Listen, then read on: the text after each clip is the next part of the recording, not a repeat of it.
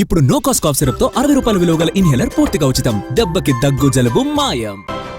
కామారెడ్డి పట్టణం జల దిగ్బంధంలో చిక్కుకుంది. ప్రస్తుతం మనం జిఆర్ కాలనీలో ఉన్నాం. జిఆర్ కాలనీ వ్యూ చూపించే ప్రయత్నం చేస్తున్నాను. వ్యూకు ముందు వరుసలో పెద్ద చెరువు ఉంటుంది. పెద్ద చెరువుకు దాదాపు 100 ఏళ్ల చరిత్ర ఉంది. ఆ పెద్ద చెరువుకు ఈ వర్షాలకు ముందే ఆ పెద్ద చెరువు పూర్తి స్థాయిలో ఎండుకొని అలుగుపారింది. కానీ ఆ తర్వాత 3 రోజుల పాటు ఏకదాటిగా వర్షం కురిసింది. సుమారుగా 40 సెంటీమీటర్ల వర్షం కామారెడ్డి పట్టణంలో కురవడంతో చెరువులన్నీ ఉప్పొంగి ప్రవహించాయి. అందులో భాగంగానే జిఆర్ కాలనీకి కూడా చెరువు నీరు పోటెత్తింది. ఆ వరద ప్రవాహం ఇంకా కొనసాగుతూనే ఉంది. ఈ చెరువు కింద నిర్మాణాలు కూడా ఈ వరద ముంపుకు కారణమని చెప్పుకోవచ్చు. ఇక్కడ జిఆర్ కాలనీ ఇదంతా కూడా జిఆర్ కాలనీలో చాలా ఇల్లు నిర్మాణం జరిగాయి. మనం చూడొచ్చు. నిరుపేదలే కాదు, చాలా కాలనీలు కూడా నీట మునిగిపోయి విలవిలలాడాయి. అన్ని వస్తువులు అన్నీ కూడా చుట్టూ మునిగాయి. మనం చూడొచ్చు. ఇదంతా కూడా జిఆర్ కాలనీ. జిఆర్ కాలనీలో పెద్ద చెరువు వరద పోటెత్తి ఆ ప్రవాహం వస్తుంది. ఆ ప్రవాహంలో ఈ ఇళ్ళన్నీ కూడా పూర్తిగా నీట మునిగాయి. చాలా పెద్ద కాలనీ. ఇక్కడ ఉన్న ఇళ్ళన్నీ నీట మునిగిపోవడంతో జనమంతా నిరాశ్రయులయ్యారు. అయితే ఈ వరదలకు కారణం ఏంటంటే ఒకటే కాలనీ కాదు, జిఆర్ కాలనీతో పాటు Vidyanagar colony, Kakatiya Nagar, NGOs colony, Ashok Nagar colony, ఇలా చాలా కాలనీలు నీట మునిగి సర్వస్వం కోల్పోయారు. కట్టుబట్టలతో మిగిలారు. 3 రోజులుగా ఆహారం కూడా లేక తీవ్ర ఇబ్బందులు పడ్డారు. పునరావాస కేంద్రాలు ఏర్పాటు చేసి అధికారులు వారికి సహాయం చేస్తున్నారు. ఇప్పుడిప్పుడే కామారెడ్డి పట్టణం కోలుకుంటుంది. మామూలు ఇల్లే కాదు, చాలా కాస్ట్లీ ఇల్లు కూడా ఈ వరదలో మునిగిపోయిన పరిస్థితి. సో ఇలాంటి సిచ్యువేషన్ ఎందుకు వచ్చింది అనేది ప్రస్తుతం స్థానికులు ఉన్నారు. సో జిఆర్ కాలనీలో ఎటువంటి సిచ్యువేషన్ అంటే జిఆర్ కాలనీ పూర్తిగా నీట ఉంది. ఎందుకు ఈ పరిస్థితి వచ్చింది అనుకుంటున్నారు? ఇదే చాలా ఇల్లు చూస్తుంటే పెద్ద పెద్ద ఇల్లు ఉన్నాయి. అసలు ఎందుకు కారణం అంటే ఒకటేంటంటే కామారెడ్డి మునిపెన్నడు గత 100 సంవత్సరాల్లో కూడా ఇంత వర్షపాతం చూడలేదు. సో గత నెల రోజుల నుంచి కురుస్తున్న వర్షాల వల్ల కామారెడ్డి చెరువు ఆల్రెడీ నిండి పూర్తి స్థాయిలో అలుగు పారుతుంది. సో ఆ అలుగు నుంచి వచ్చే నీళ్ళని తీసుకెళ్లే కాలువ ఇది. సో ఈ కాలువ కెపాసిటీ అనేది చాలా తక్కువ.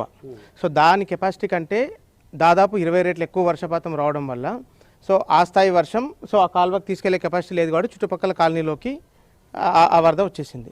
అంటే కాలనీలో చాలా ఇండ్లు కూడా బఫర్ జోన్లో కట్టినట్టు కనిపిస్తున్నాయి. కాలనీలో చెరువుల్లో ఉన్నట్టున్నాయి. అయితే మీకు చూస్తే ఏమనిపిస్తుంది ఇక్కడ? ఆ డీటెయిల్స్ నాకు తెలియదు, కానీ చూస్తే ఇది లోటుతట్టు ప్రాంతం అని నాకు అర్థమవుతుంది.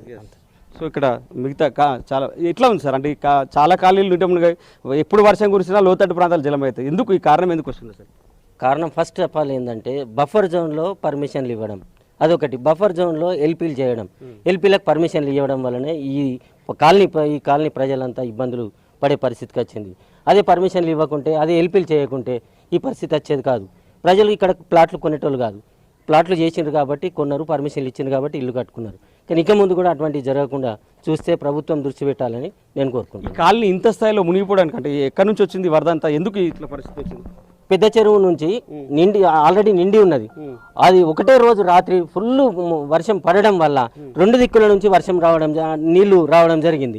ఇటు మత్తడి నుంచి ఆ కెనాల్ చుట్టుపక్కల ఇల్లు కట్టడం వలన దానికి కట్టినట్టు అయిపోయింది, నీళ్లకు అడ్డు వేసినట్టు అయిపోయి ఆ పైనుంచి కూడా 2 దిక్కులు వచ్చేసరికి ఇళ్లకు నీళ్లు రావడం జరిగింది.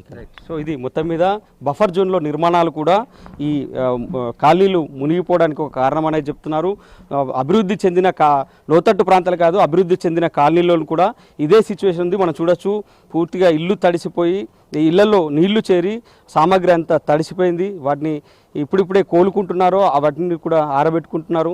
సో మున్సిపల్ అధికారులు కాలనీలో పర్యటిస్తున్నారు, సిచ్యువేషన్ అంచనా ఇస్తున్నారు, నష్టపరిహారం అందిస్తామని కూడా చెప్తున్నారు. కానీ ఊహించని నష్టం జరిగింది. సో కాలనీ వ్యూ కూడా మీకు చూపించే ప్రయత్నం చేస్తున్నాను. కాలనీ వ్యూ ఉంది. ఈ కాలనీ మొత్తం జిఆర్ కాలనీ అంటారు. ఈ కాలనీ మొత్తం కూడా వరద ప్రభావితమైంది. చాలామంది నిరాశ్రయులయ్యారు. ఈ కాలనీలో ఉన్న ఇల్లు లోతట్టు ప్రాంతాలలో ఇట్లాంటి అభివృద్ధి చెందిన కాలనీ కూడా వరద ముంపుకు గురైంది, విలవిలలాడింది. 3 రోజుల పాటు వరద నీరు ముంచెత్తి ఇళ్లలో సామాగ్రి అంతా కూడా తడిసి ముద్దైంది, వర్షార్పణం అయిపోయింది. సో మనం ఆ విజువల్స్ అయితే చూస్తున్నాం. కాలనీ మొత్తం కూడా ఇదే పరిస్థితి. ఒక్క కాలనీ కాదు, చాలా దాదాపు 15 కాలనీలు నీట మునిగాయి. అవన్నీ కూడా లోతట్టు ప్రాంతాలు అని అధికారులు అయితే చెప్తున్నారు. దీనిపైన ఇప్పటికైతే ఇప్పుడిప్పుడే కోలుకొని వాళ్ళందరూ కూడా తమ ఇళ్లలోకి వచ్చారు. పునరావాస కేంద్రాలు కొందరు వెళ్ళారు, కొందరు తమ బంధువుల ఇళ్లకు వెళ్ళారు. ఇప్పుడు వచ్చి తమ ఇళ్ళని క్లీన్ చేసుకునే ప్రక్రియ అయితే మొదలుపెట్టారు. వర్షం శాంతించడంతో వాళ్ళందరూ కూడా తమ ఇళ్లలోకి వచ్చి ఇళ్ల పరిస్థితిని చూసి కన్నీటి పర్యంతం అవుతున్నారు. కానీ ప్రధాన కారణం చెరువుకు అతి సమీపంలో ఇళ్ల నిర్మాణం చేయడం, వాటికి అనుమతులు ఇవ్వడం కూడా ఈ ముంపుకు ప్రధాన కారణం అనేది స్థానికుల నుంచి అభిప్రాయం వ్యక్తమవుతుంది. మిగతా కాలనీలో సిచ్యువేషన్ ఎట్లా ఉందో ఇప్పుడు